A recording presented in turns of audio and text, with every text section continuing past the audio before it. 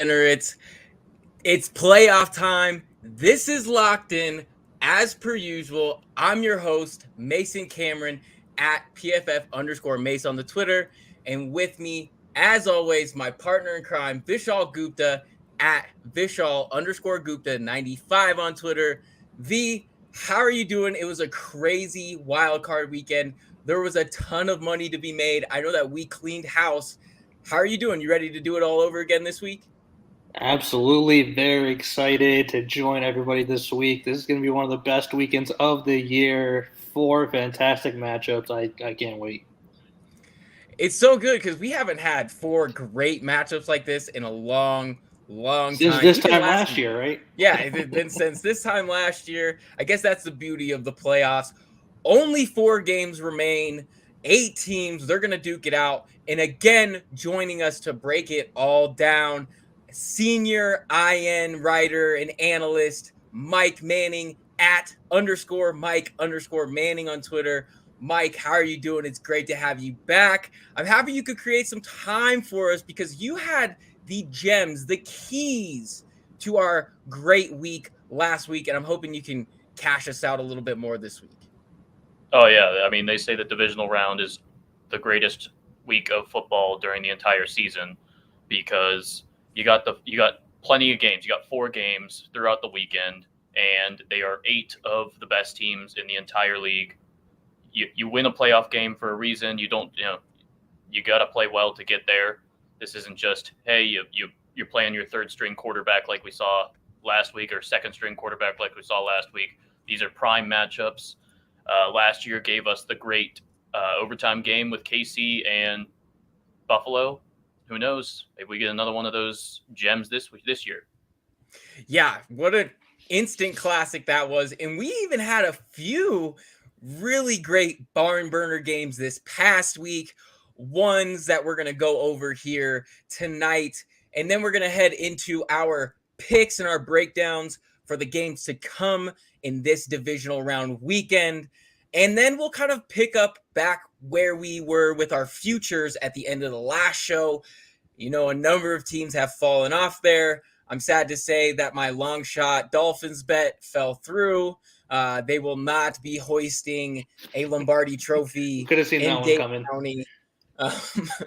Who saw that one coming? Absolutely. You know, it was a surprising one, but we will get into that here immediately, like right now, actually, here in a second. So we are starting off with breaking down the last games. And the first one we have on our slate was Seattle at San Francisco. San Fran ended up rolling with this one. They covered 9.5. The total for this game was 42. That went over with a total of 64 points. San Fran, they started off slow with Seattle had the lead in the first half, 17-16. They picked it up at halftime. Seattle scored just 6 points in the second half to 25 from San Francisco. Brock Purdy looked a little bit shaky in the first half, but he ended up picking it up. He finished 18 of 30 for 332, 3 touchdowns, 0 interceptions.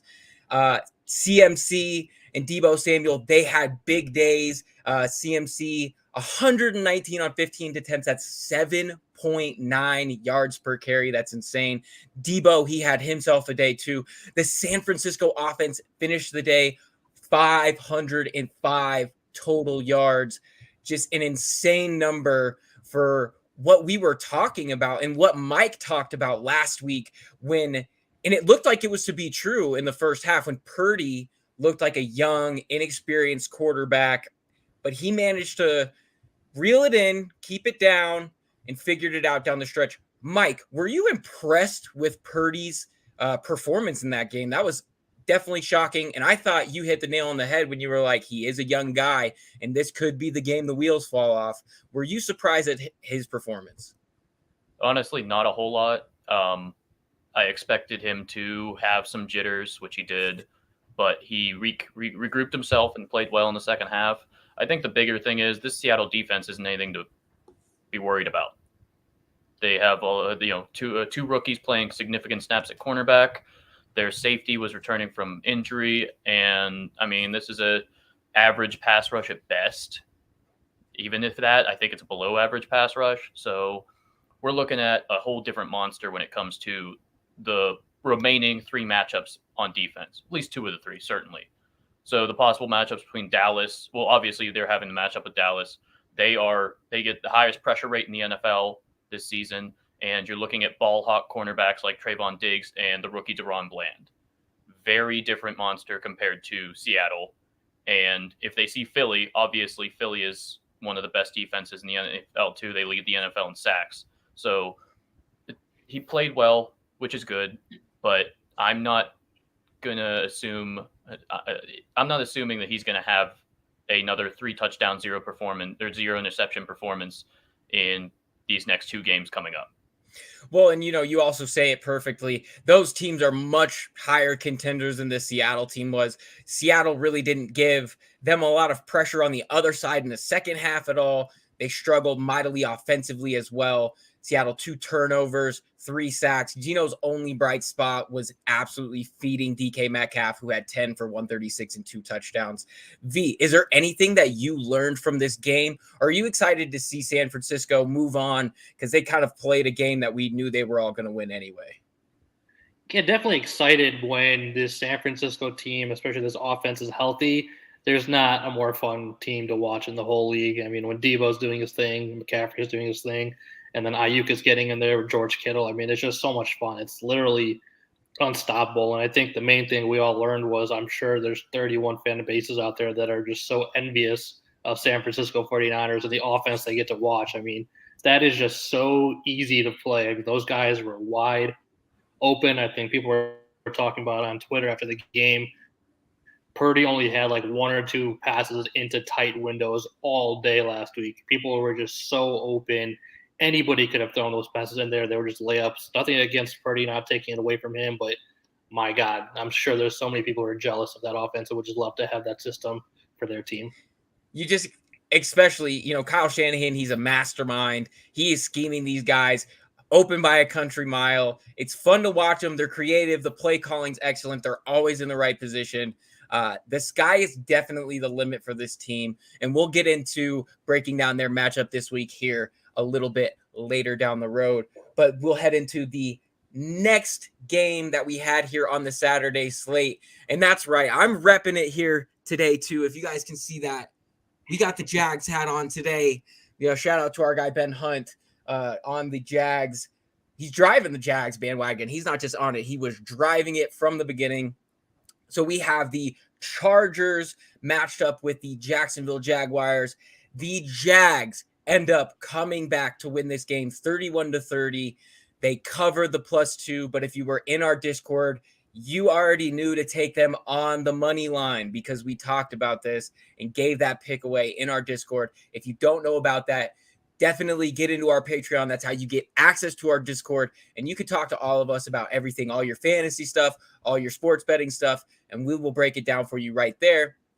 But just to get into some of the nitty-gritty of this comeback, 27-point comeback. It's the 3rd largest in playoff history, 5th largest in NFL history. Trevor Lawrence, he had 4 first-half interceptions, 4 touchdowns after that, with the first coming to close out the first half, give them momentum going into the second half. The Jags just never panicked. They got into the plays they wanted in the second half. Etienne, Ingram, Kirk, Zay, they all had sizable contributions. They all distributed the load. That is hard to defend when a team can do that, and it really showed with the Chargers, who just struggled late. They only had 3 points in the second half offensively too. That's definitely been the story of the weekend for sure, is this dramatic collapse that the Chargers are known for. The Chargers are gonna Charger.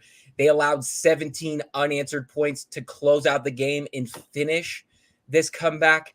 V, what did you think when you were watching this one play out? It's just another game in this crazy season of these insane double-digit point comebacks. I mean, we've been seeing it all year, and it just continues to be wild and, mind-blowing and just hard to explain. I'm not sure what's going on, for these teams that have the lead, why they're just completely unable to play defense in the second half. Obviously, we saw it with Indy when they blew their lead. We saw it with Dallas. We've seen it with the Raiders a bunch of times. I mean, everybody's blowing double-digit leads. It's bound to happen, I think, at least once every week until we get to maybe the Super Bowl. Maybe, I don't even know. It's going to be crazy, but all the credit to Trevor Lawrence, man. Second-year guy coming in there, throwing all those picks and, having the ice in his veins to continue and just put on a show, overcoming not just that deficit, but just the entire pressure of the Jacksonville franchise being so awful that it is. Everybody just expected them to fold up and go away. He didn't do that. He came back, and it's very impressive. Not much more, that everybody else hasn't covered already this week. And then to top it all off, go and celebrate at the Waffle House after a classic Jacksonville staple, the people of Florida. He is a cold classic, a hero to them, a folk hero to them, I'm sure. Mike, this was a crazy comeback. Absolutely insane. How did you like the game? What were you thinking when you saw this one play out? I was definitely nervous in the beginning because I did place a futures bet on the Jaguars because of what I had said last week about things lining up for them. And we actually saw some of those things line up in this game.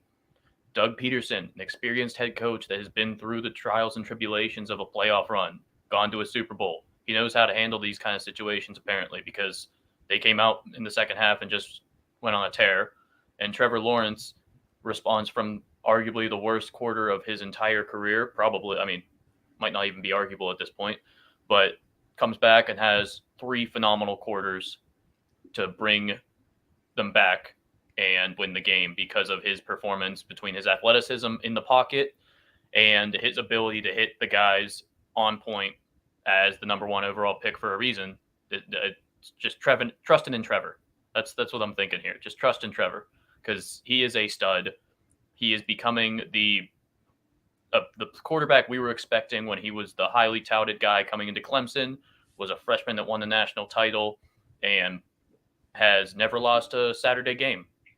Still keeping that going. Hey, we love to see that. Absolutely. And the thing is the next generation of NFL quarterbacks is in good hands. When you think about guys like Joe Burrow, Trevor Lawrence, Josh Allen, Lamar, all these guys that are either, starting to enter their prime, in their prime, or going to be in their prime in the next, couple of years. It's going to be an exciting time to watch. As sad as it is to see the end of, one era with potentially Rodgers and Brady leaving, we're in good hands because these guys can definitely ball. It's great to see Trevor, make good on his first overall pick status, unlike the guy that was picked right after him, who we love to talk about. Anyway, he's not playing this weekend, though it might make it a pretty interesting weekend. Anyway, we move on to the next game of the slate. The first game on the Sunday slate, it was, let's see here. We have the Miami Dolphins at the Buffalo Bills. Miami won 31, or excuse me, they did not win. They gave them a good run, 31-34. Miami did cover. The game ended up closing at plus 14, a tough number for sure to cover even on the best days, and it was not the best days for Buffalo. The game total did end up also going over, obviously, at 65 total points. And Miami went the distance with Buffalo with a third-string quarterback. Skylar Thompson had to throw it 45 times. He completed just 18. Miami might have allowed 34 points, but the D was kind of the only reason they were still in the game at all. The D forced 3 turnovers, had 3 fumbles. They did not recover. 1 fumble recovery for a touchdown. They had 7 sacks. Buffalo, they needed that stop late. They ended up getting 2 stops, and that's what won them the game. I don't even know what to make of this Buffalo team.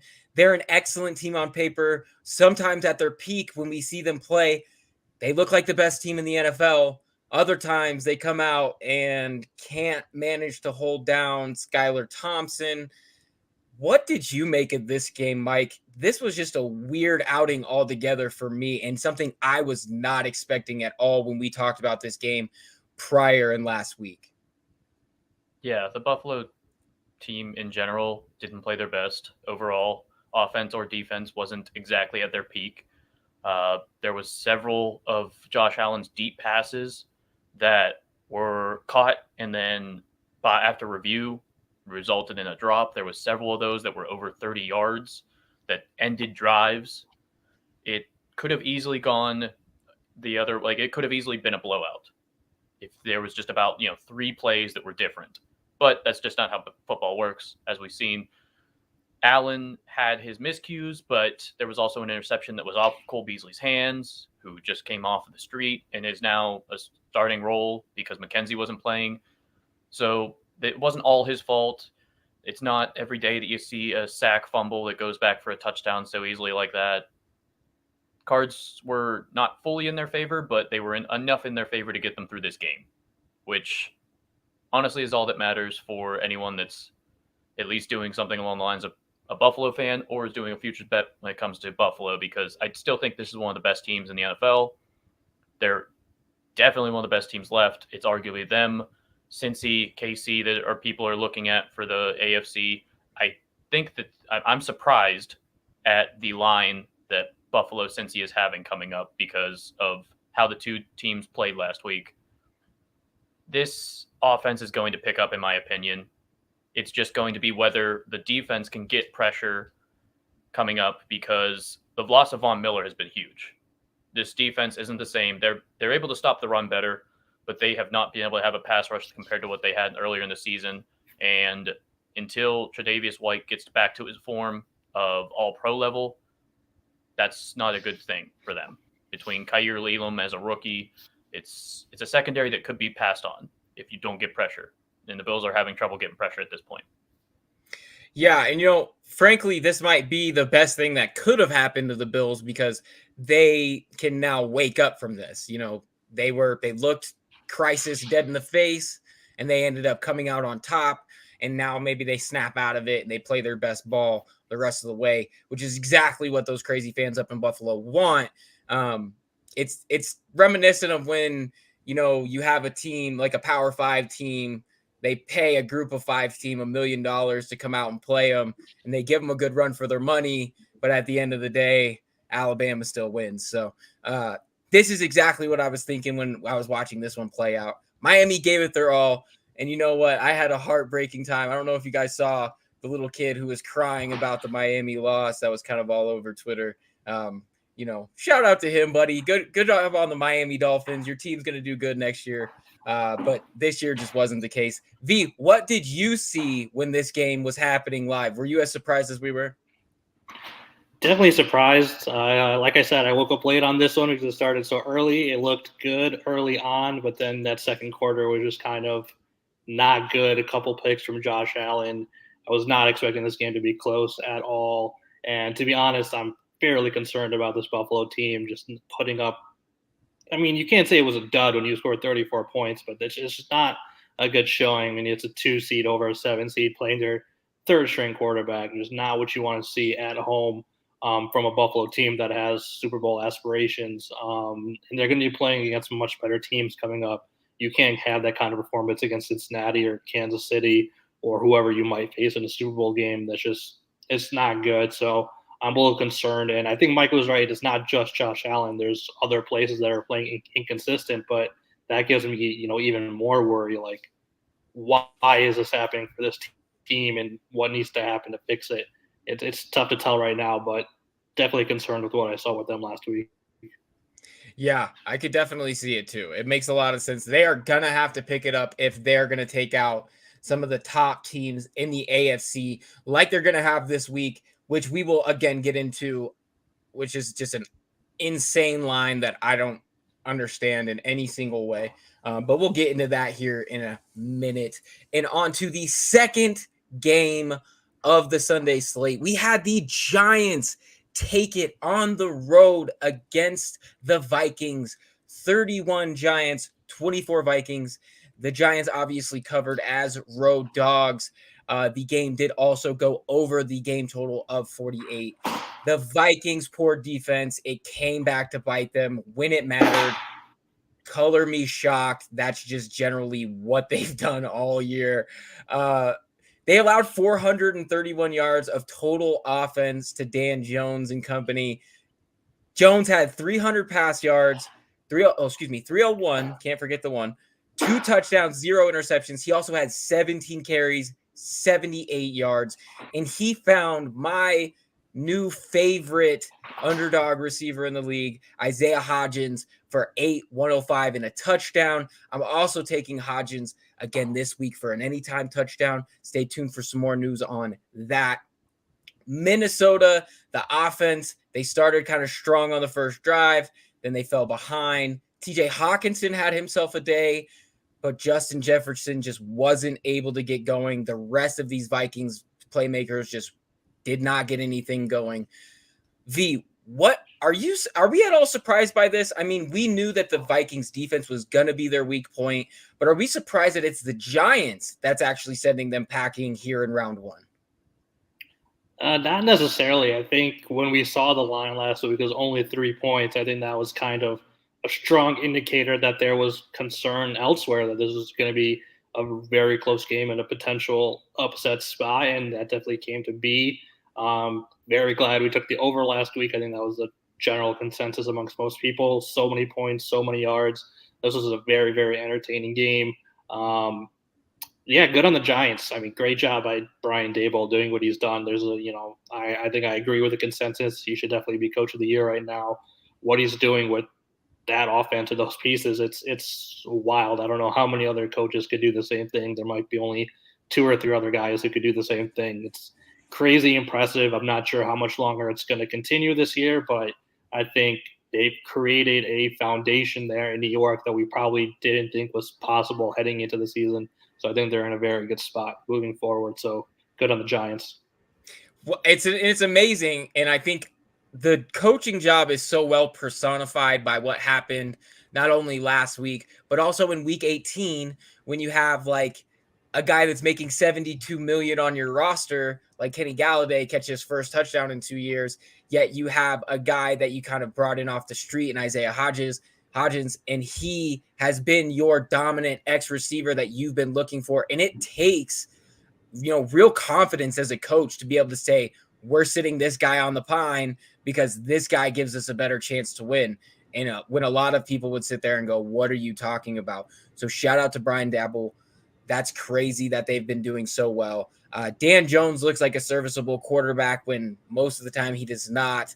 He's making plays with his arm, with his legs, and it's just incredible to watch. Momentum on their side. I don't know that they go much further than this, but it's going to be super interesting to watch. And there's a single part of me that wants to see how crazy it would be for a Dallas New York Giants NFC Championship. I got a friend that's a fan of the Giants. I got a friend that's a fan of the Cowboys, and I just can't wait to see my group chat pop off if that were to happen. Now, it's probably not, but everybody can dream, right? Mike, when you saw this game, how did you think? What were you thinking about this one? There was a couple things. Obviously, Minnesota's defense is as bad as we had portrayed and as bad as everybody has seen the past few weeks, and for about half the season at the very least. There was 3 things I thought about. One, Daniel Jones is getting a little bit too much credit here and too much praise, in my opinion. He played well, which is good, but he's only thrown for 230-plus yards 3 times in this season. 2 of them have been against Minnesota, and 1 of them was against Detroit. So that's only 230 yards. That's not anything crazy. So he's taking advantage of. I'll push back on that a little bit, Mike, just in the sense that the yard passing yardage might be low, but if you're rushing yardage, I think that matters too. Putting up low passing yardage and no rushing total, that's obviously very bad. But if you're able to boost up your total with the rushing yardage, I think that's okay. I've seen too much where just the passing yardage stat alone is how people are determining quarterback success, whereas I think you need to put everything together. I mean, if you're throwing multiple touchdowns, who cares what your passing yardage total is? I'm just going to push back a little bit on that one. That's fine. He is a big rushing threat. Can't argue that. He's probably top 5 in the NFL as of now in terms of the entire season for rushing ability. And he's playing like that, which is great. That's part of what Daboll has been able to pull out of him. because the past few seasons these past head coaches he's had has just. Do we remember the 4th and 8-yard run from goal line in your own like 20-yard line or something like that? Yeah. So he's getting used a lot better, that's for sure, and he's getting put in better schemes. But also, I want to say that there was 2 other things that we're pointing at are big in the game. Dexter Lawrence for the Giants is on another level. He is playing better than any interior defender in the NFL right now. That roughing the passer call was a ridiculous one. I don't know if they did it because he his forearm kind of swiped his face mask a little bit or something. But if it was because of what he did for throwing him down, that's abysmal. A terrible call, and roughing the passer needs to be looked at this offseason heavily. It affects games a whole lot more than it should, and needs to just review it. Let it be reviewed. If you thought that he really threw him down that hard or something like that, take the minute or 2 to look at it, because that's terrible. See, and I'm right there with you. I was also of the thinking, I'm of the Belichick frame of mind where I would rather that the play get called right than it be just something that's not reviewable. So, I know that everybody complained about the constant reviews on PI and things like that, but I'm of the thinking that if I can review it, I'm going to review it. I want to be able to throw the challenge flag for any single reason. And that was one that I was also scratching my head at, that I just couldn't get behind, just can't get around. Bad calls happen in the game. You have to flow with it. But some of these calls can come at really pivotal points that can affect the outcome of the game. And those are ones that I would rather you be able to talk about and look at. And 110% agree. They need to look at the roughing the passer calls because there's too much subjectivity in immediate 15 yards and a first down, and there's no real guidelines here. You threw him down too hard, or you landed on him. What? Yeah. What do you mean you threw him down too hard? How do you want to? This is a 320-pound defensive lineman grabbing a quarterback, which at some point times there's a mobile quarterback that's broken several tackles throughout the game, possibly. Big Ben style, or Deshaun Watson did it several times whenever he's been playing the past few games. These guys aren't easy to bring down. They're still 6'4" quarterbacks that are in their own right strong athletes. Yeah.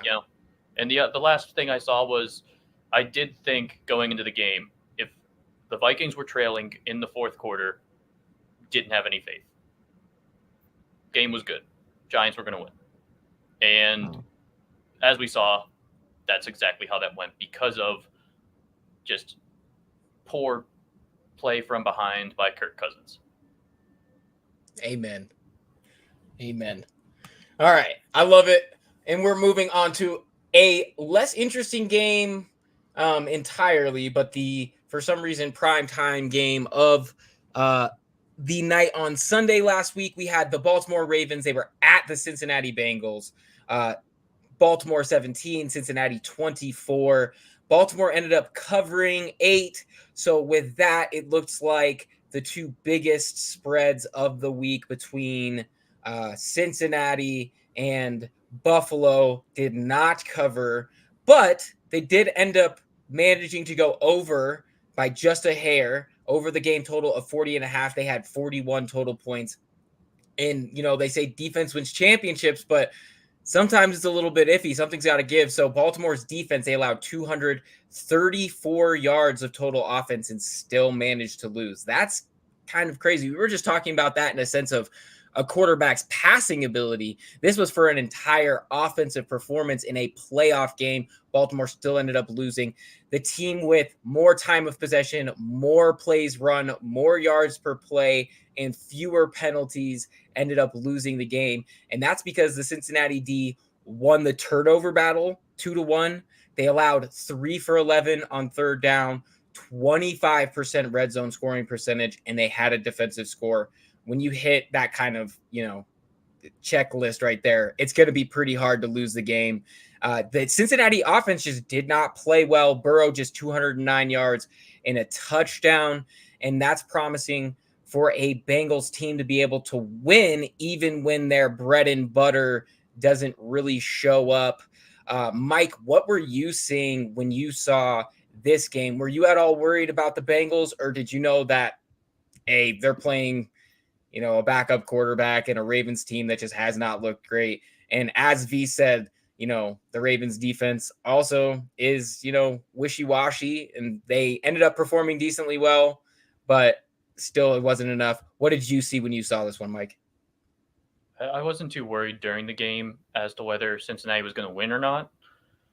I didn't expect it to be the way that they did, but, a 98-yard fumble return for a touchdown because for some reason on third down, I think it was, they want to do a QB over, which I can't say I've seen that before. I don't know why you would do that.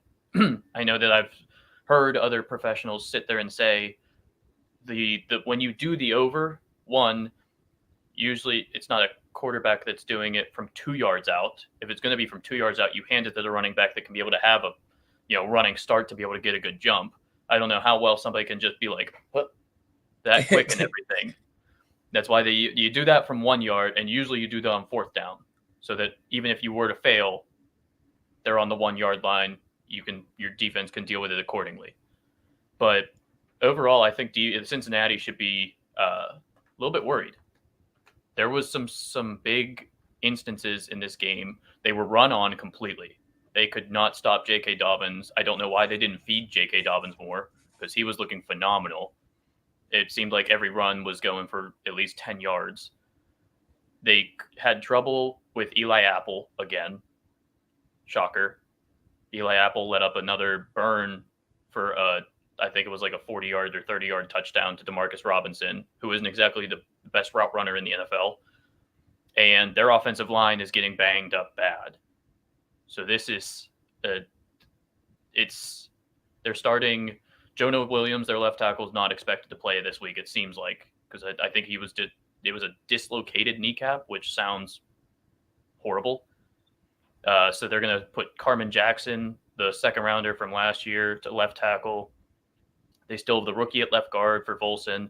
I believe that there's either one or two other offensive linemen that are either dinged up or actually going to miss. So it's been a shuffled offensive line, which is something they dealt with last year, but they also had made it a point this year to fix that so that Burrow doesn't get hit as much. And I don't know if, injuries aside, you're still dealing with what you're dealing with at offensive line, and this is a scary offensive line for Cincy.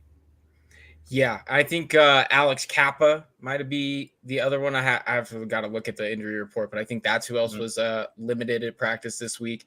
And you bring up a great point. If they can't protect Joe Burrow, that's what put them behind the 8 ball at all last season. They seemed to accomplish their goals in the offseason of revamping that unit. And now it kind of seems like they're going to be back to square one, struggling there, which is going to be a tough go for the rest of the playoffs. V, is there anything else that you were seeing from this one?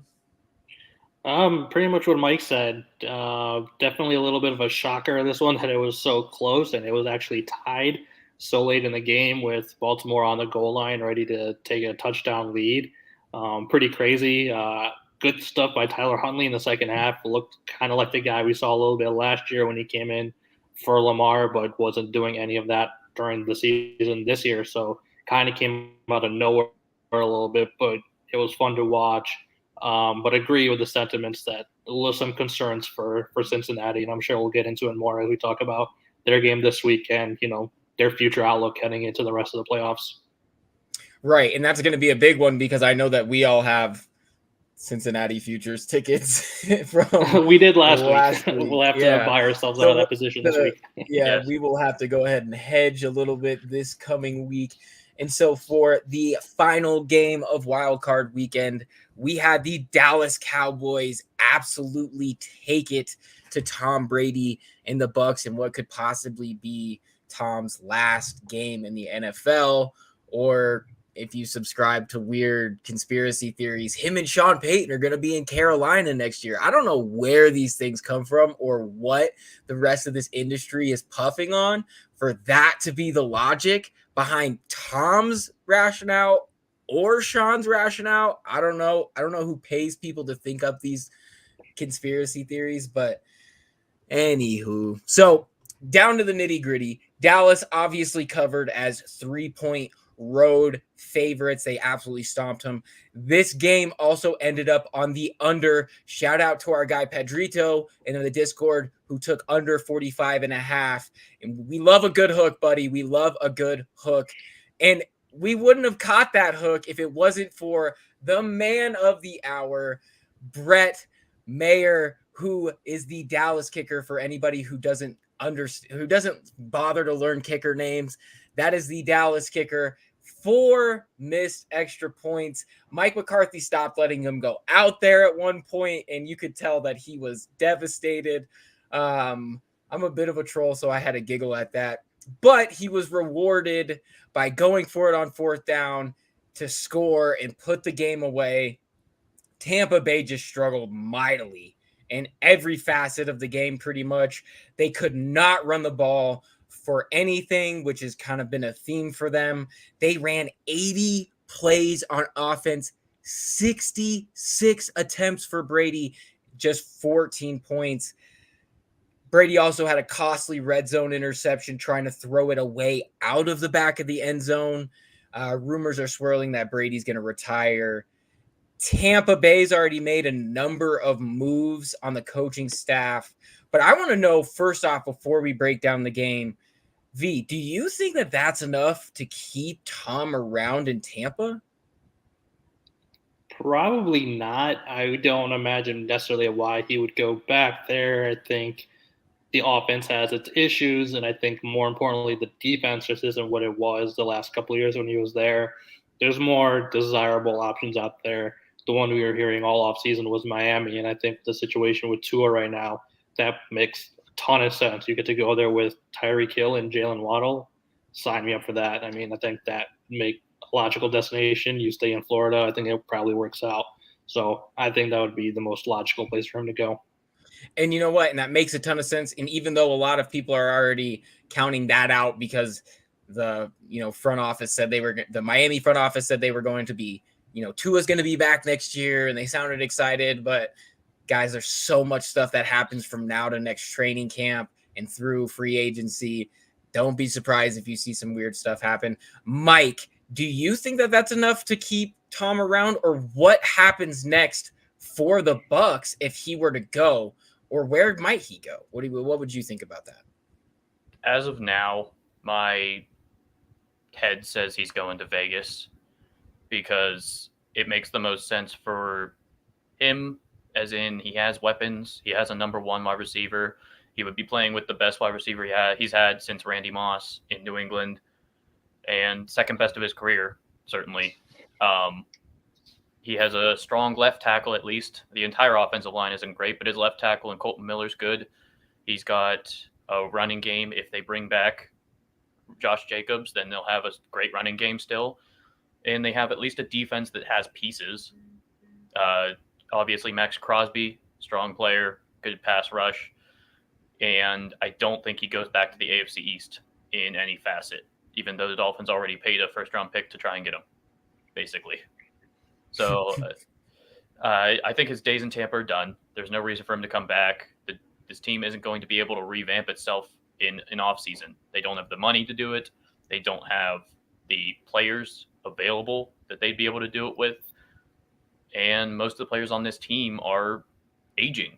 That's just how this goes. They went all in for this small window for Brady, and it worked. They got a Super Bowl, and then they went to 2 playoffs. So if I was a Tampa Bay fan, I'd be happy with that, but probably going back to a middling team that's going to have a similar record to that they did this year at best next year, which is a losing record. Yeah, it makes a lot of sense. I hadn't, the Las Vegas, and that makes a ton of sense. Yeah, you hear all the weird ones. Like I said, you had Carolina popping out there, but I think that Las Vegas, I'm right there with you, makes a boatload of sense. As we get to this game, Mike, were you at all surprised that they didn't show out? We knew that they couldn't run the ball all season. They went from being a good defense to a very middling defense, whereas Dallas seemed to be hitting on all cylinders. Did this surprise you at all? Probably not. I mean, a little. I didn't think it was going to be this bad. But I did say last week that I thought Dallas was going to pull out the game and win because they're just a lot more talented. There's no arguing there. The offense is better, the defense is better, and Tampa Bay would have needed to play on offense like they did against Carolina. The problem is they played on offense like they did against Arizona. So the defense I knew was not going to be able to hang. So they would have had to have the big plays like they almost did with Mike Evans. I mean, we saw a 50 or 40 or 50-yard bomb to Mike Evans that Evans couldn't pull in. And, if they could have hit 2 of those plays throughout the game, this game could have looked a lot different. But they didn't, and the defense was unable to do basically anything. Dalton Schultz was doing whatever he wanted. CeeDee Lamb, his touchdown was wide open. That wasn't even like play at all. It wasn't scheme by any means. It was just blown coverage. Yep, blown coverage. So it's not even that Dallas played phenomenal. Dallas played well, don't get me wrong, but Tampa Bay played awful all around, every facet. The only facet of the game they played better in was special teams. Yeah, absolutely. And V, this is a perfect highlight of a point that we make constantly where these trends from years and years ago, they don't mean shit. They don't mean anything. You tell me that Tom Brady is 7-0 against the Cowboys, and I say, have you watched Tampa this year? And so you had people buying into that trend, spending a ton of money with their bookie, and their bookie was lapping it up, getting all the money that they can, taking all the coin, taking their whole bankroll because they tried to lean on Tom, deep in this playoff off of historical trends that just weren't going to come true, especially when we looked at this Dallas team. But there is something to be surprised at. As Mike put, the Dallas Cowboys did not play like lights out amazing, like as good as anybody could play. But something that I was impressed with was how well they did execute for large chunks of the game. This game didn't really ever feel like it was in doubt for them. Are you at all surprised at how they played? And do you like their prospects moving forward in this weak NFC? Well, not so weak now because most of the bottom feeders are out, but. Yeah, definitely surprised just because of what we saw the week before. I mean, how do you figure this Dallas team out? You go into a week 18 game where you play your starters all 4 quarters and you put up, 6 points? And then somehow you go on the road against Tom Brady and you put up 31 points in the playoffs? Like, where is the logic in that? Definitely very impressive, but it's just, how do you bet on this team when you don't know which version you're going to get any given week? Like, they could put up anywhere from 0 to 40 on any given game. Their just range of outcomes is too high for you to feel comfortable betting on them at all. So credit to them. That was an awesome performance, but geez, I don't know if I want to put anything on them going forward. And we will definitely get even into that even deeper when we break down odds for winning the NFC as well as odds for winning the Super Bowl, which I'm sure, as always, they will be one of the most popular bet teams to win the Super Bowl, even though they scored 6 just a couple weeks ago. So anywho, we are on to greener pastures, gentlemen. That is the end of our recap of the wild card round. Now we are going to head into the final 4 games. We have Saturday starting off with the Jacksonville Jaguars at the Kansas City Chiefs. KC is favored 8.5. The total for this game, 52.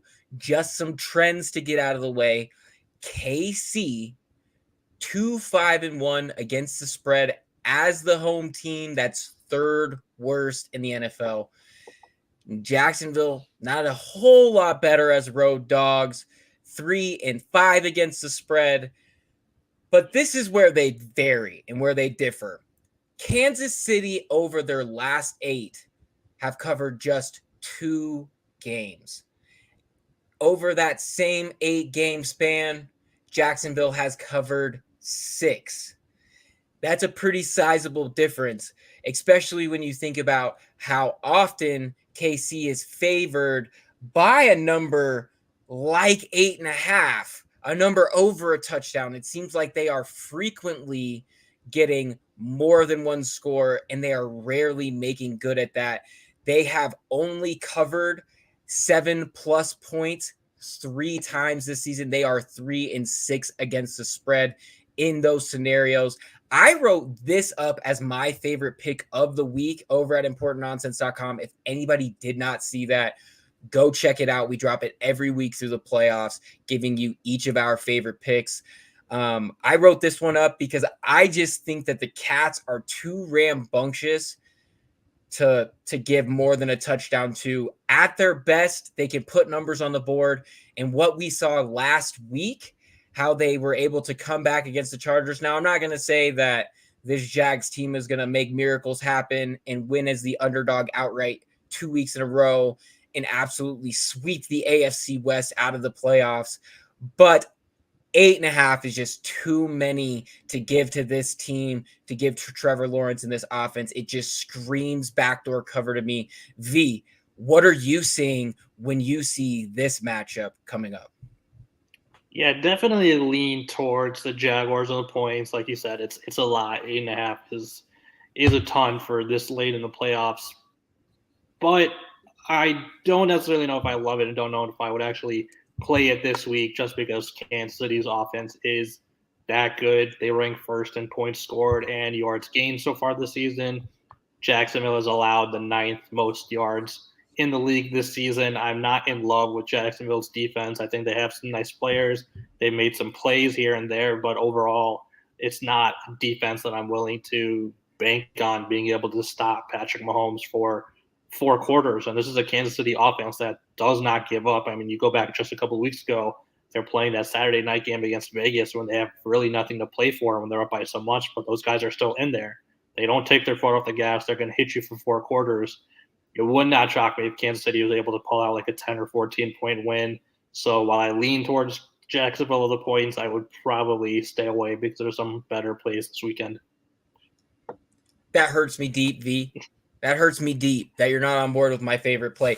But it does make a lot of sense. And one thing that's going to be interesting to watch is kind of the case study here about, I mean, we laugh about it all the time, momentum versus rest and the disadvantage that that's going to have as the Chiefs won the AFC, were able to have last week off, as the Jags are coming off an emotional high from last week. And by all accounts, they should have momentum moving into this one. It'll be interesting to see. I think that one of the best things for me that might happen in this game is if you're taking the 8.5 from Jacksonville and they like go down 17 in the first half, you know, they go down a little bit. That's not a little bit, that's a bunch, but they go down quite a bit. And then they just, you know, play their game and then end up getting that backdoor cover, still lose by 6 or 7. And the game's never really in doubt, but you got a nice healthy cover there. And we love to see that.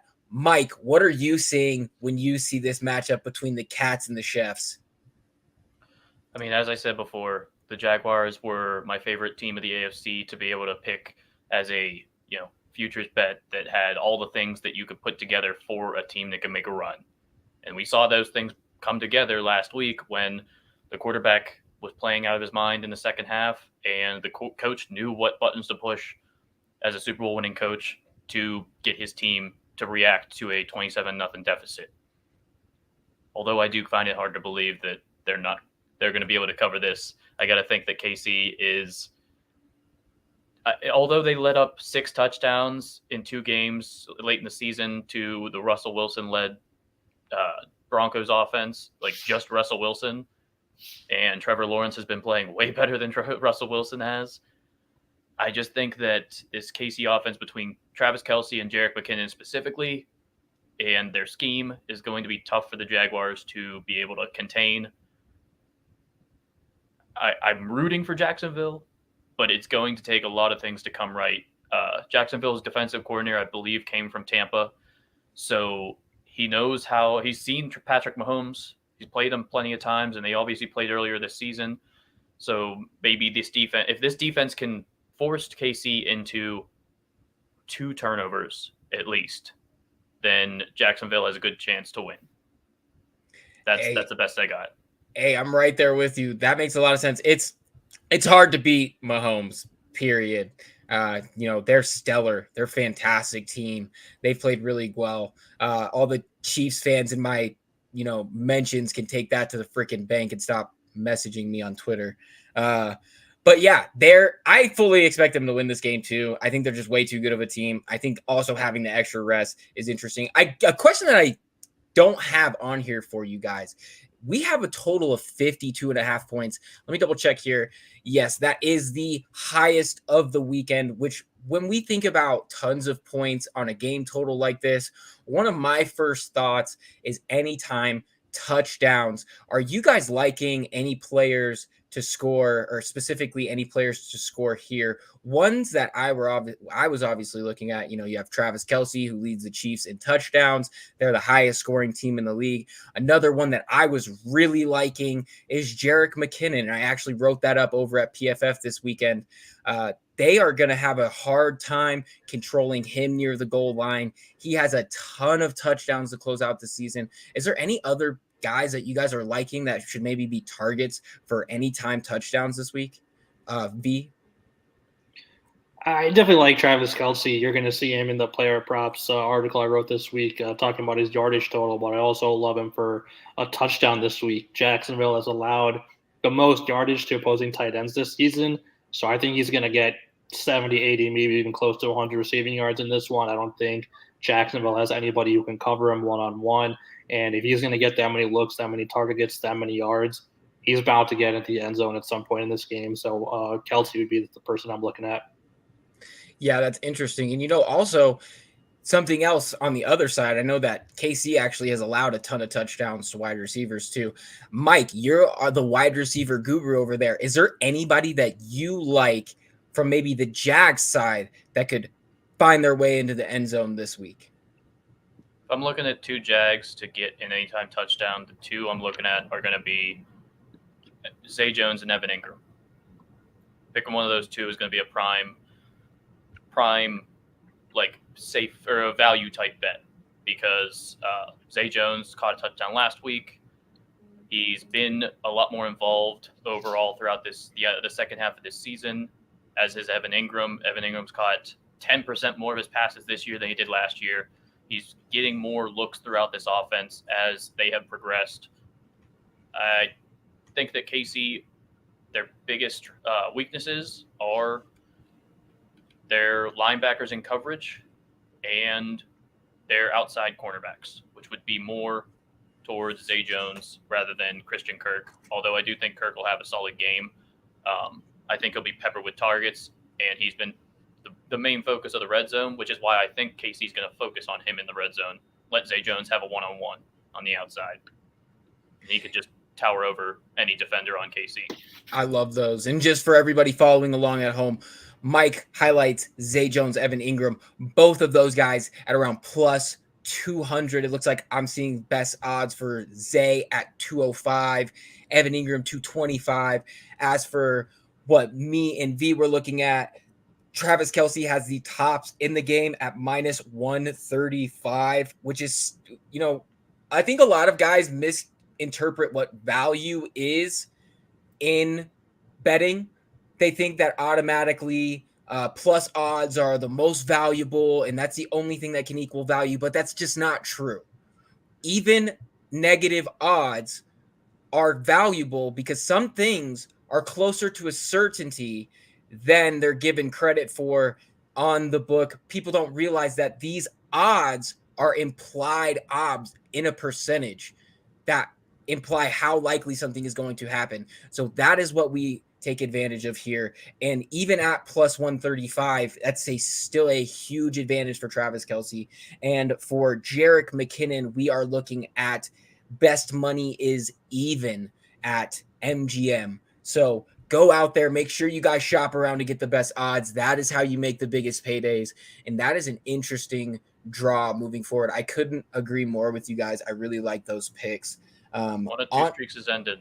We're either having Patrick Mahomes' AFC Championship game streak end or Trevor Lawrence's Saturday football streak end. Something's got to give. Come Saturday, and we can't wait to see it. On to the next game of the slate of the divisional round. We have the first game on Sunday here. Or no, wait, excuse me. I got too far ahead of myself. I skipped this game before in my own head, as I'm sure a lot of other people might be as well. We have the Giants playing Philly in the primetime slot on Saturday. Philly minus 7.5 at home. The game total here, 48 points. And we went over this last week, but surprisingly enough, the Giants still the league leading against the spread record at 14-4. They are a massive 7-1 against the spread since Thanksgiving. Philly is still very good as well against the spread, 6-3 against the spread at home this year, but they have failed to cover their last 4 games, including week 18 against this same Giants team. But the JV squad, they had pretty much entirely backups in. The Giants still brought it to them, nearly won. Now, they did manage to cover the 7 they had on the road when these two teams played in New York back in week 14. But hey, you win some, you lose some. This is going to be an interesting draw because, we have another hook here, which makes this a really goofy number. As much as I would love to get behind Philly here, I feel like 7.5 might be a little too much. What are you seeing when you see this matchup? Yeah, it's definitely a big number, but I think the key in this one is Philly finally getting healthy this week. Their bye week was huge. They absolutely needed it, given all the late season injuries they have.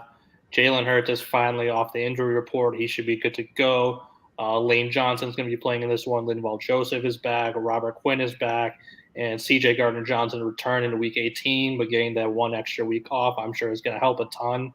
I think the health for the Eagles is the big thing for me in this game.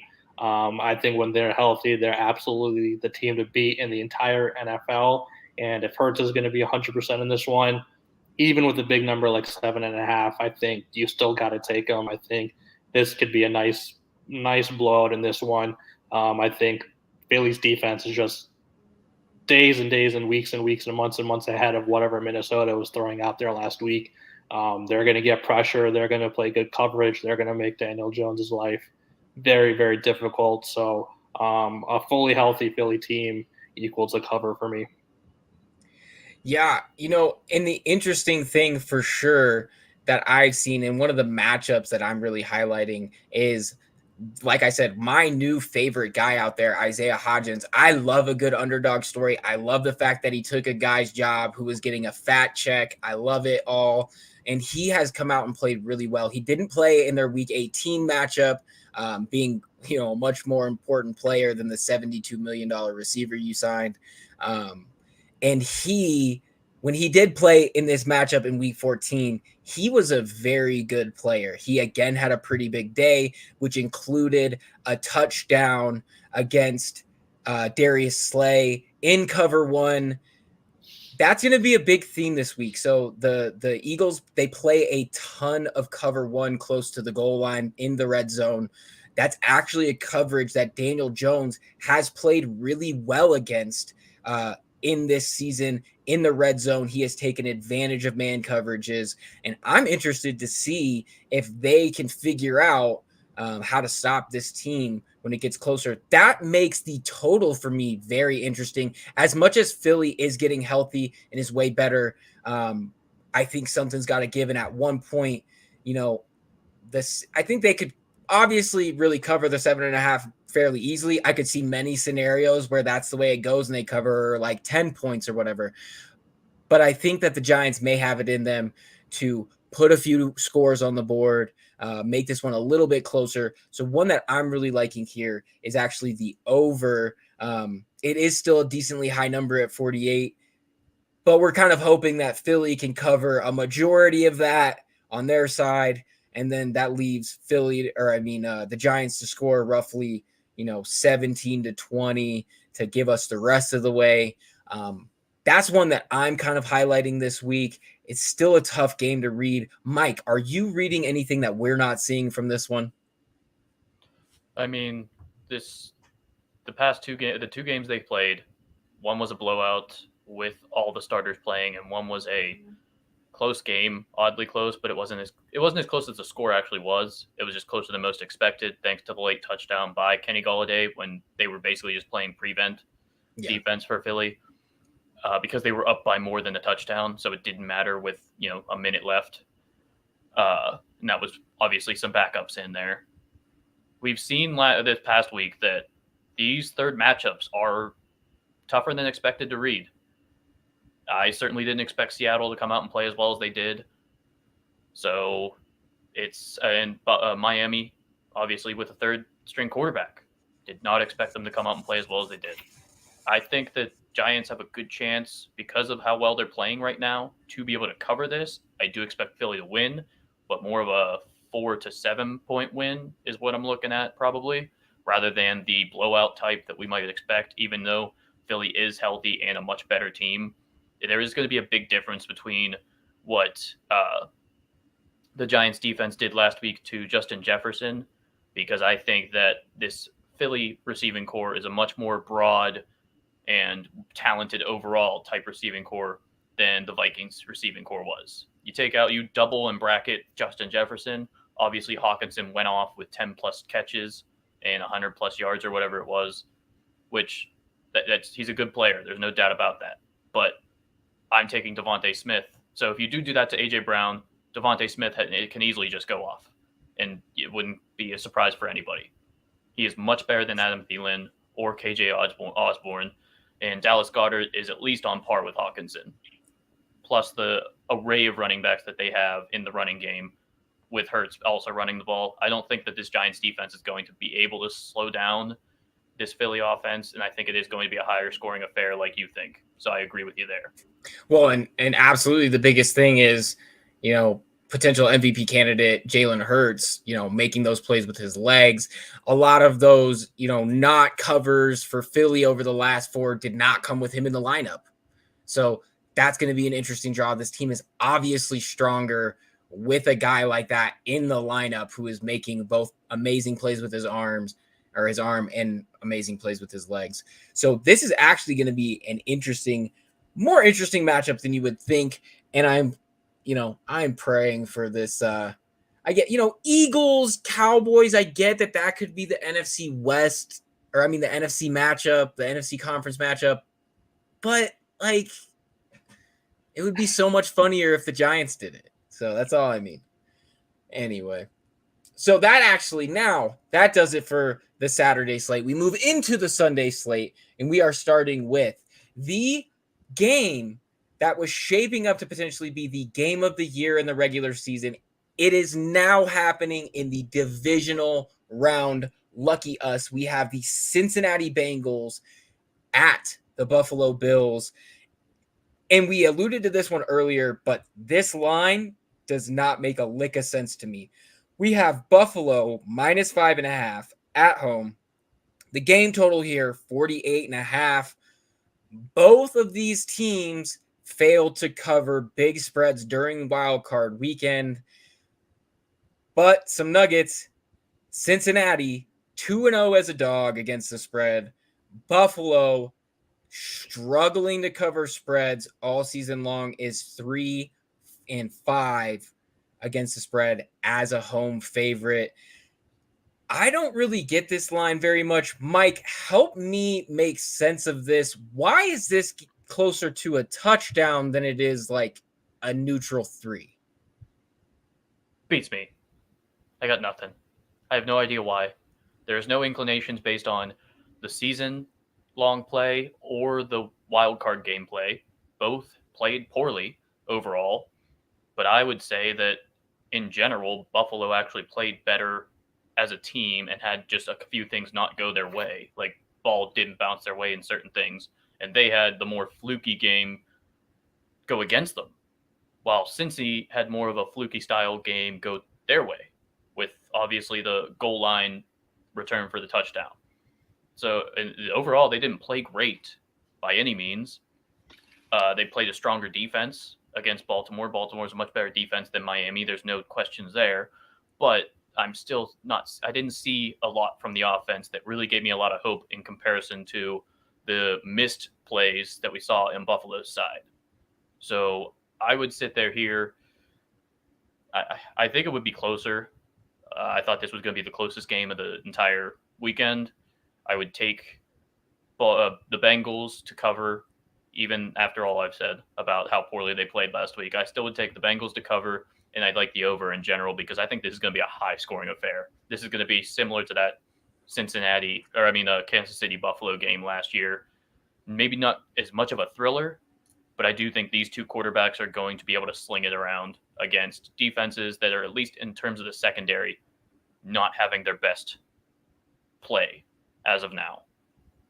Yeah, absolutely. And just looking into the numbers here, it's looked like the total has already started to creep up to 49. And according to the PFF Green Line, we're looking at about 91% of the cash on the over. Sharps are definitely there for it. And that makes a lot of sense to me anyway. It even looks like 85% of the experts and users on betting pros are right there on the over as well, as 70% on the underdog Bengals to cover with 5.5 extra points. V, are you seeing anything differently? I know that we've kind of had to take a step back from the Bengals after last week, but they have looked a very amazing team pretty much all season long, at least against the spread. They have one of the top 3 against the spread records in the league. They were first for a while until they didn't cover last week, and the Giants ended up taking a cover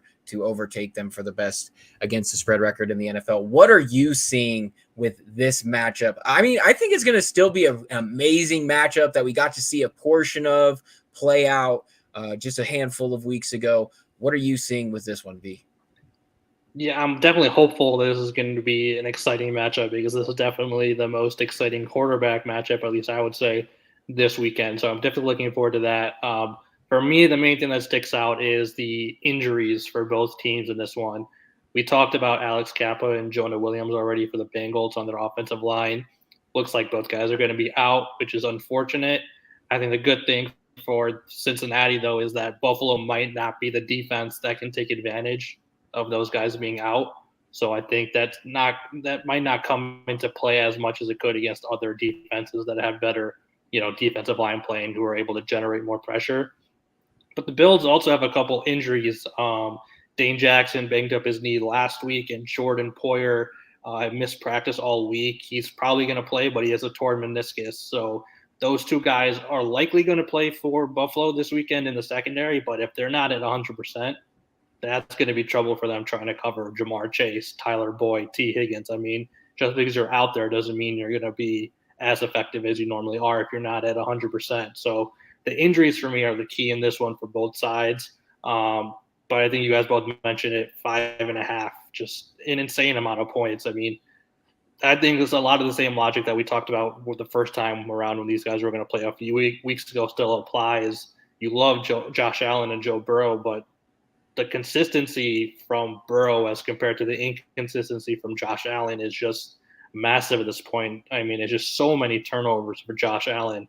And was 2 interceptions and a fumble last week. I think he has at least 1 interception in 3 straight games. It's too inconsistent for me at this point to be laying this many points where you have a guy in Joe Burrow who just went back-to-back games without an interception against a much better Baltimore defense. So you got to take Burrow in this one. You're going to be getting 5.5 points. Well, and we highlight this all the time with key numbers. 5.5 is no man's land. That this is essentially saying that the Bills have to more or less win by 7 to cover this. So when you look at a number like that, it just becomes really, really goofy, and you have to either think of it as a handicapper. You have to think, is this team going to cover a touchdown? Or are the Bengals more likely to be within a field goal or win the game? And I think that that's a no-brainer because this is going to be a close game. It's 2 really good teams, probably the best matchup of the week. And, another one that I'd like to highlight is another opportunity for anytime touchdowns here. Mike put it perfectly when he talked earlier about this Bills secondary not being as vaunted, as advertised.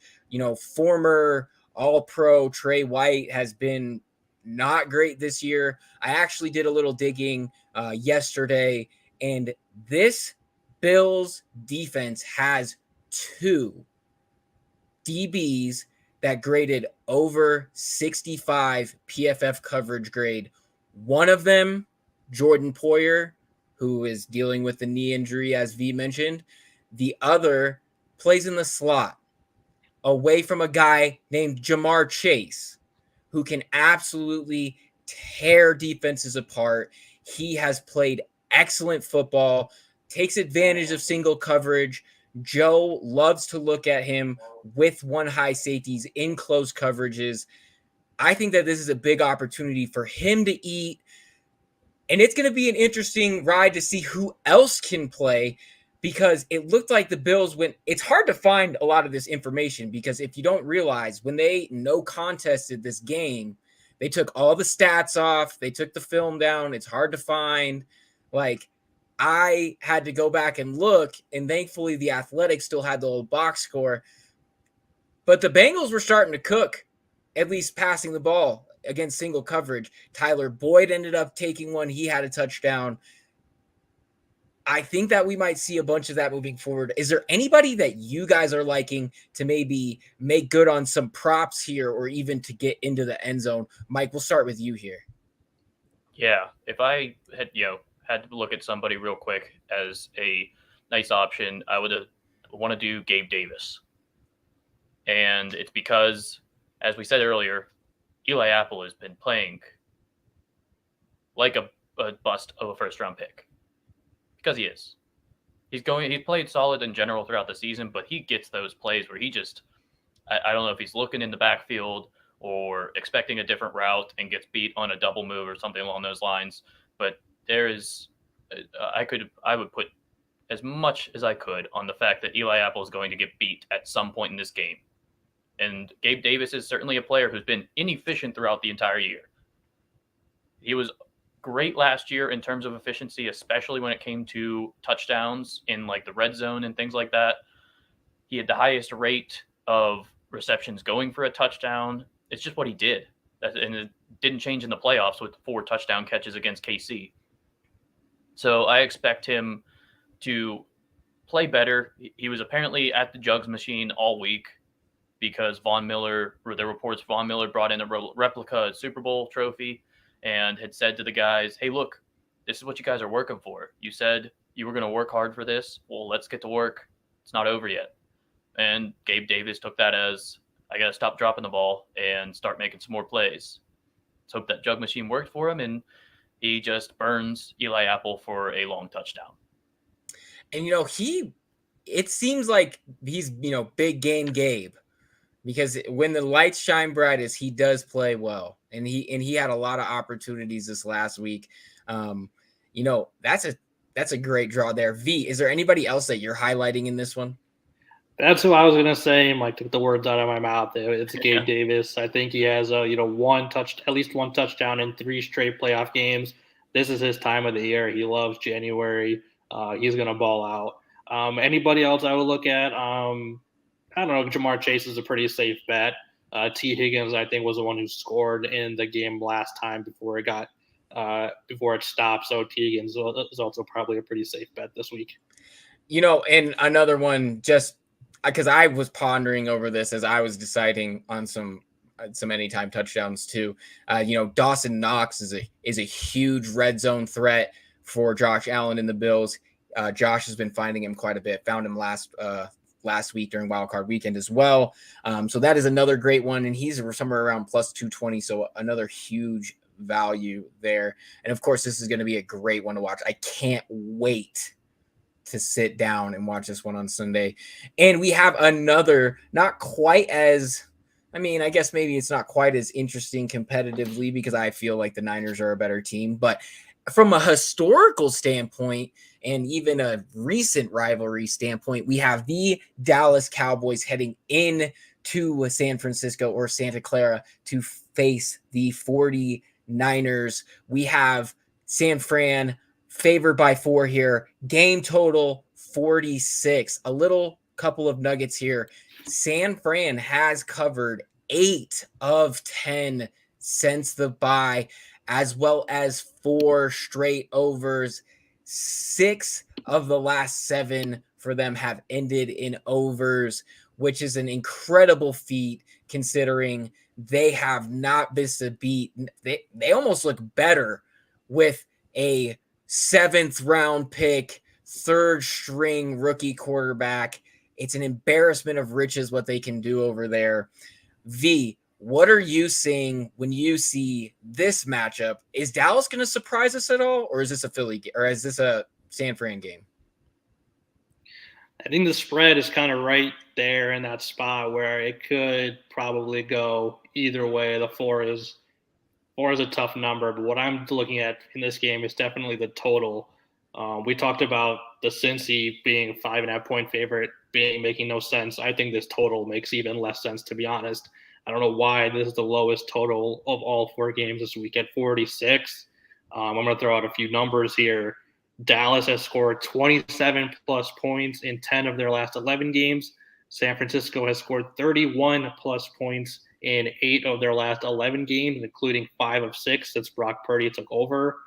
49ers are so good on offense that they've actually scored less than 20 points just 4 times all season.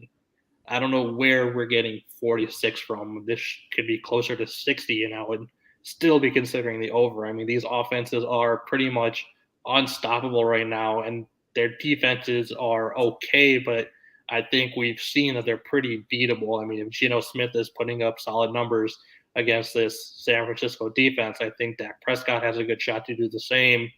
And there's plenty of holes in the Dallas secondary that can be exploited. So I'm not understanding this total at all. That's my favorite play of the week, over 46. And that makes a lot of sense. That's the one that you wrote up here, and I'm right there with you. I think that something is lost in the algorithm here, or the matrix glitched or something. I'm not really sure what it could be. I know that on paper, I guess the Cowboys are better against the run, and maybe oddsmakers are thinking, this Niners team's bread and butter is running that zone. So maybe that's what it is, but I see it more as everybody's been beating them like a drum passing the ball. Why bother running anyway? I expect the same with San Francisco. Mike, are you seeing anything from this matchup? It's going to be a historical one when we have, the elite future Hall of Famer Brock Purdy take on Dak Prescott. Yeah, I mean, San Fran has been stout, to say the least, against the run. One of the TV shows covers the NFL, I don't remember which one, so I apologize, but had said that San Fran hasn't let a running back hit above 70 yards all season, and Ezekiel Elliott has not even 70 yards in his past, I think, 40 carries. So that's not going to help him in any way, shape, or form. They're going to hope for a Tony Pollard big play or maybe a CD catch, because the secondary is beatable.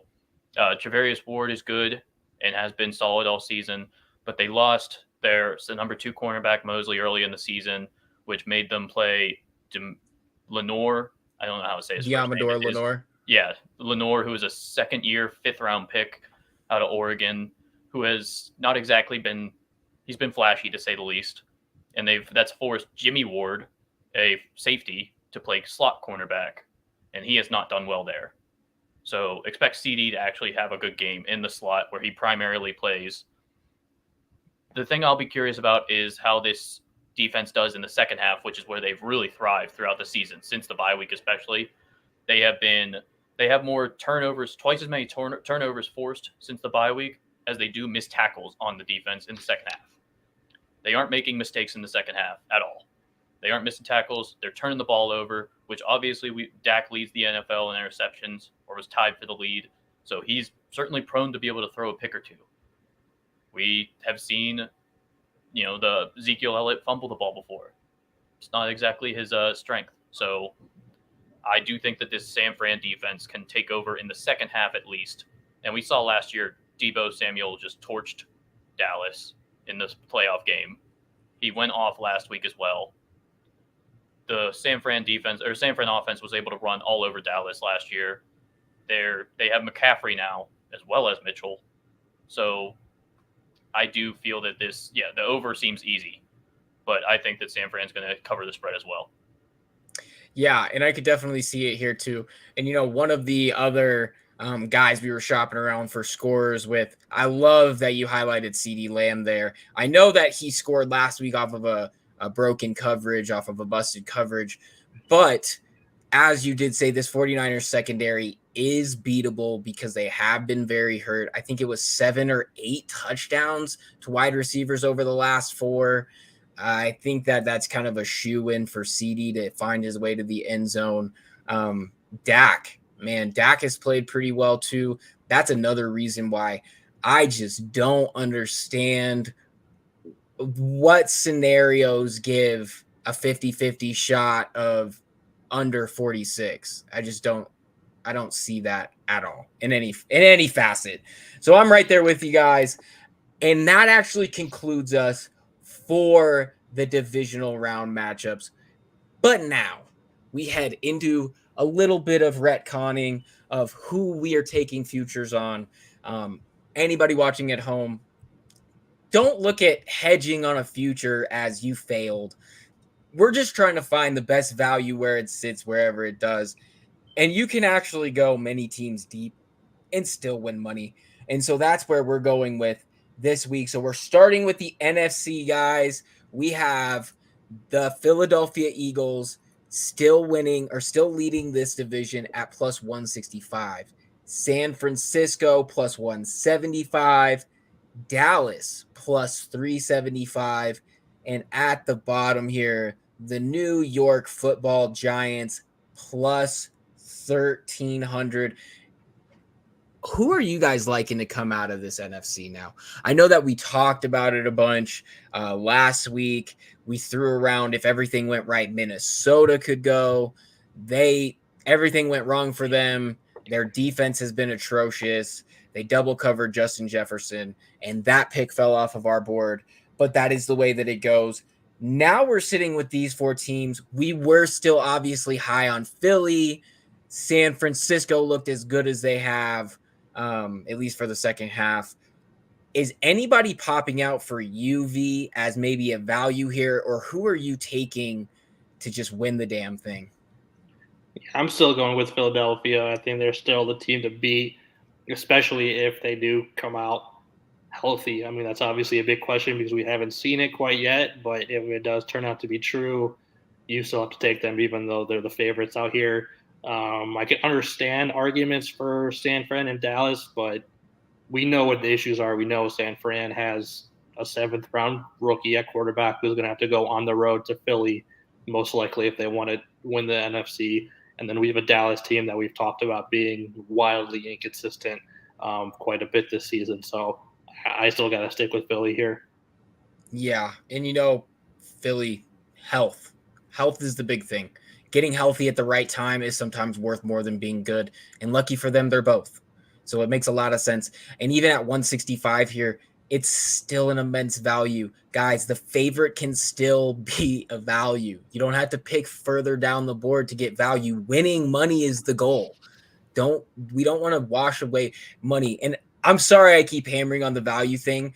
Betting Twitter and NFL Twitter just got on my nerve all weekend without knowing what the meaning of value is. And I'm tired of tweeting at people about it. So here's my statement for everybody involved there. Mike, out of this NFC, are you highlighting anybody different, or is it definitely going to be Philly? I mean, I still believe that Philly is going to be the team that comes out of the NFC because of, as we've said, talent, play throughout the whole season. It's just all things are lining up for them. And if they were to sit there, if Philly wins against the Giants, they either have a West Coast team in San Fran come up to the only place that's really still going to be cold, other than I guess New York. But like I said, if Philly wins, New York would have to go if they won to San Fran. Well, yeah. Philly wins, San Fran comes up to New York or to Philly. Mm-hmm. So a West Coast team that's used to the warm weather is going to come into Philly in the cold and have their 7th round Mr. Irrelevant play, I believe, his first cold game even. So, I mean, he went to Iowa State. He's played in the cold before in general, but this is still the NFL. It's a lot different. Or Dallas coming into Philly. in which they played them well in the first time around against Cooper Rush, and they had so many things go wrong with Gardner Minshew at the helm in their second matchup, and still Dallas was barely able to pull through.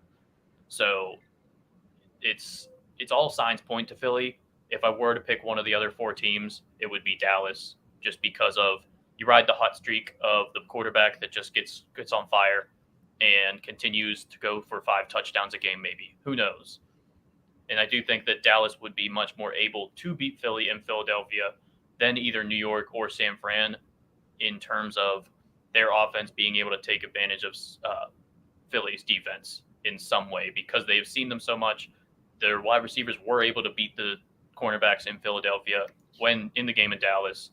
San Fran would be, like I said, it would be tough for Brock Purdy to be the guy to lead the San Fran offense. They would have to rely on the run in Philly. So, and another great point that you just made is that travel, a West Coast team traveling east. Now, I don't have the numbers, but it's always been a pretty anecdotal kind of piece of betting, rules and lessons that, were hammered into me by my mentor, a decade plus ago. But West Coast teams do not travel well east.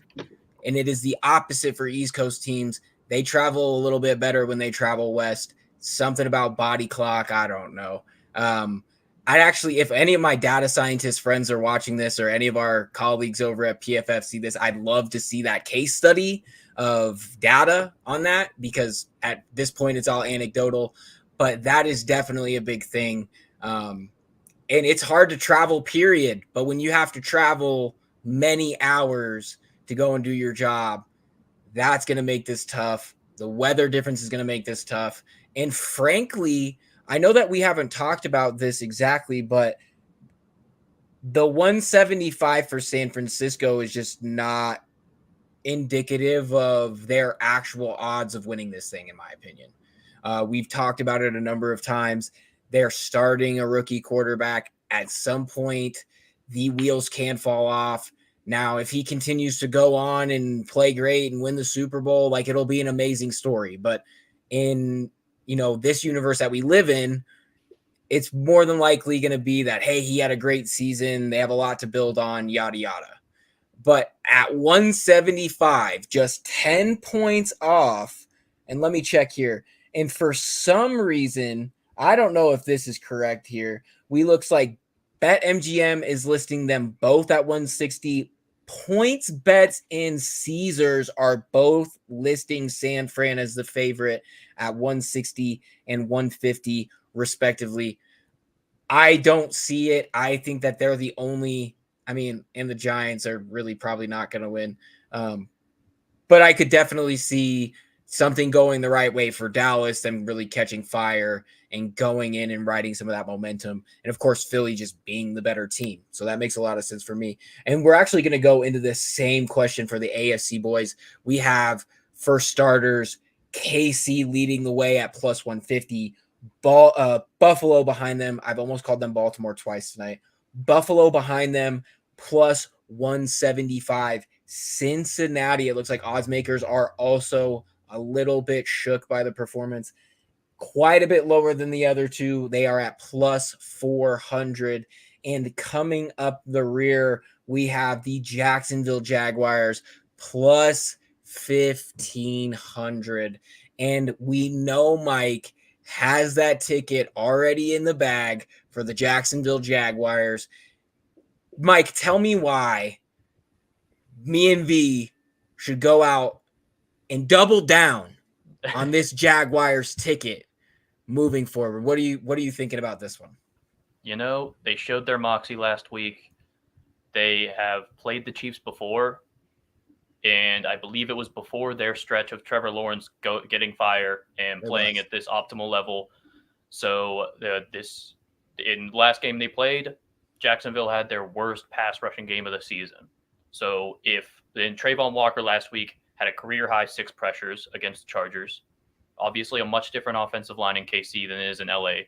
But if Josh Allen, the Jaguars' Josh Allen, and Trayvon Walker, Arden Key, and some of these guys can get to Patrick Mahomes and get some pressure on him. We've seen this Jaguars defense be opportunistic. They didn't even need the opportunistic defense to do anything last week, and they still were able to pull it out just because of Trevor Lawrence's amazingness. But if this Jaguars defense, like we said when we were covering the game, if this defense can force a turnover or two, it can really turn this thing around. And Mahomes is not somebody that's is never going to put the ball in harm's way. He's been somebody that's going to try and make that crazy play, and sometimes that goes the wrong way. Last year, it went the wrong way a lot more often than it did this year, but that's still in the deck of cards that you could pull that card out.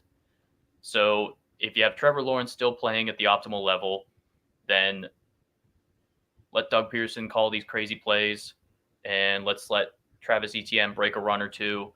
They spread the ball out enough that this KC defense isn't going to be able to just focus on Christian Kirk or something along those lines. Zay Jones has made big plays.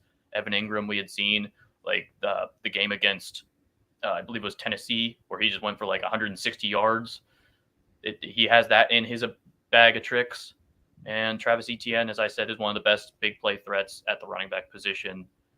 So it's in the realm of possibilities. And I'm going to have fun rooting for him. Duval. And I root for anybody. Duval, baby. And I root for anybody playing the AFC West. That's not playing the Broncos anyway. But right there with you. V, are you seeing anybody else from this list that you're liking from a value standpoint to go ahead and win the AFC? I think Cincinnati is still okay, just given that they're so much further down than Kansas City and Buffalo. We talked about it quite a bit today, that their key issues are on the offensive line. But just like Buffalo might not be a team that can take advantage of that, I'm not 100% sure if Kansas City is going to be able to take full advantage of that. We saw the same meeting last year in the AFC Championship game, and Burrow was able to come out on top despite that weakness. So I can see the same thing happening this year again. So I'm still okay sticking with Cincinnati, but I would probably throw in a little bit on Jacksonville because 1,500, man, that's a lot for only 4 teams left. It's fun. It's fun. And the thing is so let me ask you guys another question. We're looking at roughly same odds for the Giants and Jacksonville Jaguars to win their conference. Are you guys convinced if you were to take them on a neutral field just to win straight out or outright? I mean, I'm taking the Jags. I think the Jags are a better team than the Giants. What would you say to that, V? I would agree. I mean, we did see that matchup earlier in the year. Giants went to Jacksonville and were able to pull out a win, but that was ages ago at this point. They're both pretty different teams, especially Jacksonville. So, yeah, on a neutral field, I think most people would take Jacksonville. And that's because we're going to have that on a neutral field, D, because it's going to be the Super Bowl this year, baby. Oh, there we go. so that is an interesting one. And speaking of Super Bowl, we have our last tidbit of the night. Gents, it is Super Bowl winners here. We are looking at Kansas City plus 310, Buffalo plus 350, San Francisco plus 450, Philly plus 525, Cincy plus 900, Dallas 1,000, New York 3,000, Jacksonville 3,500. Again, I guess that could be said because the NFC is easier, but I still don't see why the Jags are so low down there. And for any of the keen observers watching at home and wondering why Philly is consensus favorite to win the NFC, yet San Francisco here is above them in odds, sizably above them in odds, 525 to 450. And the easy answer for that, guys, is that these are all the best odds because we don't mess around and we shop every single book for the best odds every single time. So that's what all these are. They're not just odds from one book. They're all of the odds taken from every book. So the NFC winner one might have been from one book, which I think was maybe DK. And it looks like here. No, never mind. I don't remember. But anyway, so that's the reason why it's off here. But let's see. Starting with Mike, Mike, who do you see has the best chance, or who are you tailing to take home the Lombardi Trophy as it sits right here prior to the divisional round? Well, it makes me nervous because historically, one of the 1 seeds is likely to fall either this week or next week. It's just historically, both don't make it. That's just how sports works.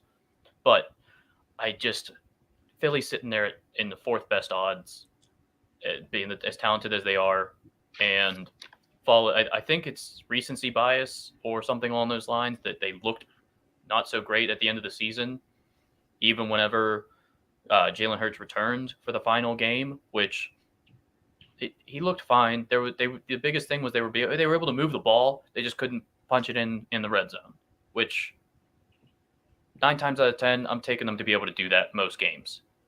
So I feel it's crazy that Philly is all the way down there. So yeah, I got to go with Philly's talented roster. Such an immense value. And, right next to them, you see Cincinnati at plus 900. And you expect me to believe that the Kansas City Chiefs and the Buffalo Bills have 3 times as better of a chance of taking this thing home than Cincinnati?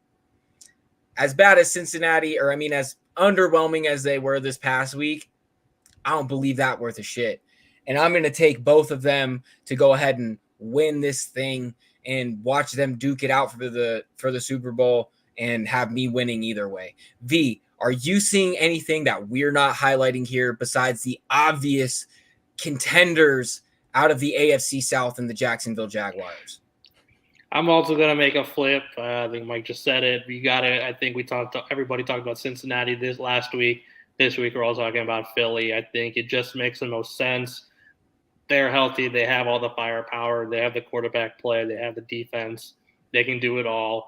This is a team that can take advantage of Cincinnati's weakness on the offensive line, just like the Rams did last year with Aaron Donald. I could see the same exact thing this time around if those two were to meet in the Super Bowl, where Fletcher Cox and Robert Quinn, Linval Joseph, Hassan Reddick all kind of just take their turns pounding on Joe Burrow. I could see that happening. So going to switch it up, and we're going to throw it on Philly this week.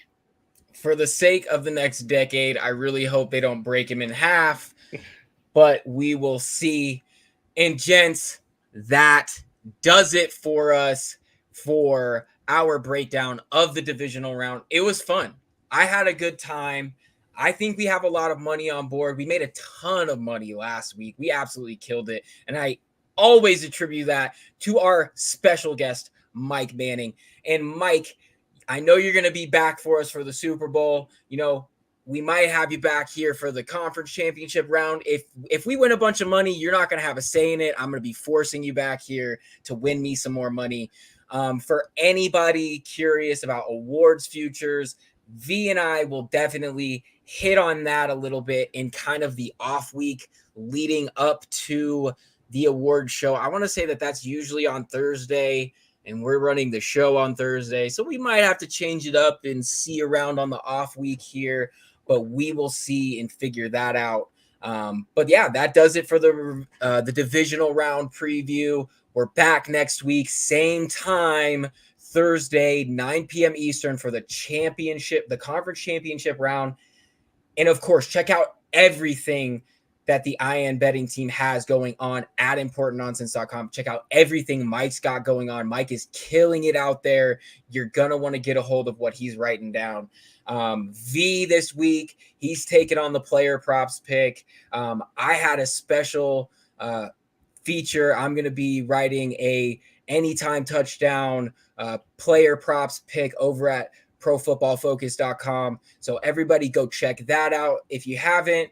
And also join our Patreon to get access to our Discord. That's how you get direct access to myself, to V, to Mike. You can yell at us. You can cry at us. You can make fun of us. You can win a bunch of money with us. Come in, hang out with us. It's a great time. And then last but certainly not least, I have to hawk the merch. Shop.importantnonsense.com. Promo code LOCK. And that's how you get all your cool IN merch, especially your Abolish the Kicker and Abolish the Tight End t-shirts, which I am the mastermind designer behind. I will claim anyway. And yeah, so that about does it for us. V, do you have any parting words for the people at home? This is going to be a fantastic weekend. I think these are all going to be close games, fun games. We're going to have a blast, and I think you said it, Mason, plenty of money out there to be won. So hopefully everybody follows along. We love it. Nothing more important than the moolah. And Mike, same question to you, my friend. Thank you again for being here. Do you have any parting words for the folks at home? Let's get ready for the best weekend in football. Amen, brother. Amen. And it is going to be a doozy. And until next time, everybody, good night and good luck.